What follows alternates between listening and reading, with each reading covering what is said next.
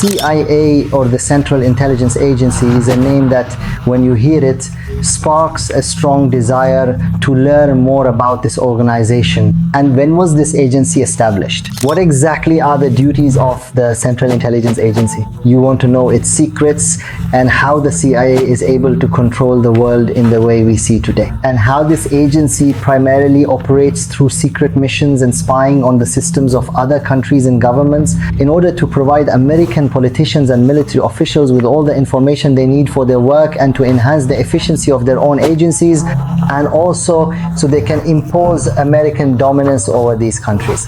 I know you're very eager to learn all of this, but first, don't forget to support us by subscribing to the channel and liking the video.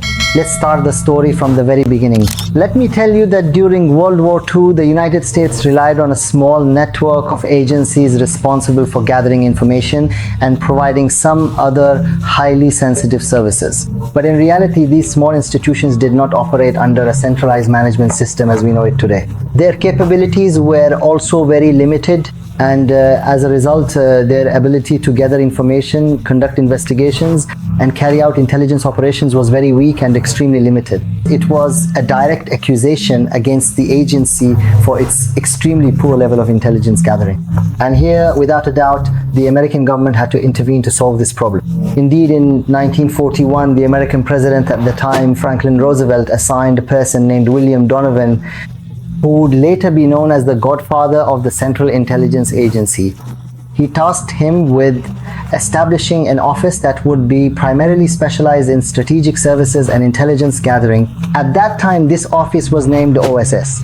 Indeed, this office played a very, very important role, especially during the Cold War, and it was engaged in spying on the Soviet Union and gathering information from within the Soviet Union. However, the OSS was not established as a permanent office. It was only created for the duration of the war. This prompted the leaders of the United States of America to consider the necessity of having a permanent American intelligence agency. An American Central Intelligence Agency whose main task would be to gather information and conduct intelligence operations, and which would not be dismantled afterwards. Indeed, on the 18th of September 1947, the then American President Harry Truman signed the National Security Act. This law was the main reason, and under its framework they established the Central Intelligence Agency, or what is known as the CIA, in the form we see today. And of course, due to the nature of global conflicts at that time, this agency was directly responsible for investigation, information gathering, and intelligence operations in various countries. It was also involved in intervening to overthrow governments in some countries, regimes that were not supportive of the United States of America. There were many decisions that were made by the CIA, or the Central Intelligence Agency, in full coordination with what is known as the deep state. The deep state refers to individuals or entities that are not officially elected, but they intervene and can change the course of decisions within the United States or within any other country. For example, but not limited to, we can talk about the Pentagon or the US Department of Defense and its various branches. Also, the Navy, the Air Force, and the Federal Bureau of Investigation, or the FBI. Of course, we will make a separate dedicated video about it, but in the end we can say that the Central Intelligence Agency is the mastermind that manages this entire network in an organized manner. In fact, one of the very first operations carried out by the CIA was in Iran. This operation was the 1953 Iranian coup. This coup overthrew the Iranian president at the time, Mohammad Mossadegh, and let me tell you here that President Mohammad Mossadegh was the one who nationalized the oil industry in Iran at that time. The important thing is that this president was overthrown, and without a doubt, this overthrow played a very significant and effective role in the return of the former Shah of Iran, Mohammad Reza Pahlavi. And as we mentioned, this was one of the first operations that the CIA carried out outside the borders of the United States. Another example of foreign operations carried out by the CIA outside the borders of the United States is the 1954 coup in Guatemala. This operation involved overthrowing the then president Jacobo Arbenz. Even though this president had been elected in a normal and democratic manner by the people at that time, this president undertook a major campaign of agricultural and commercial reforms within the country. These reforms had a negative impact on a very famous American company operating in the fruit business at that time, which was the United Fruit Company. The important thing is they overthrew this president, and they brought in another president, one who was loyal to the United States of America.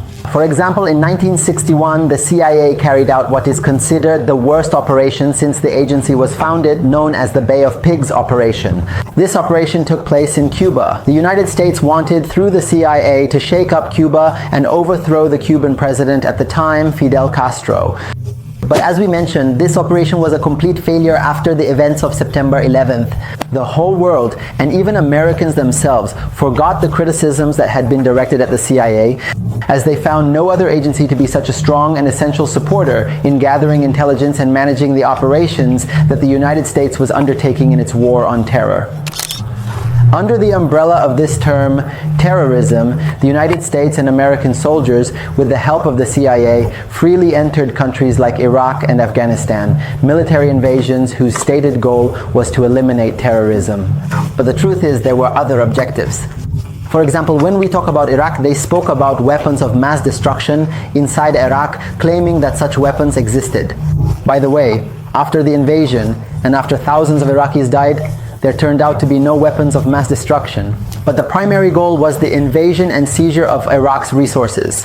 However, despite that, the agency at that time faced a great deal of criticism. For example, among these criticisms was that it failed to predict the events of September 11th, even though it is a powerful organization with a vast amount of information and agents spread widely around the world.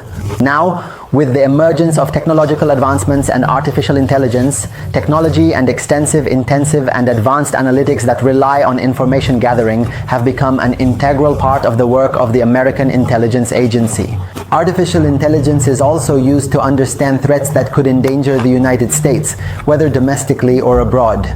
Regardless of your perspective on this agency, whether you view the CIA with admiration or with a critical eye, the CIA remains the strongest arm of the United States in intelligence operations, information gathering, and exerting control over many governments and individuals both inside and outside the United States.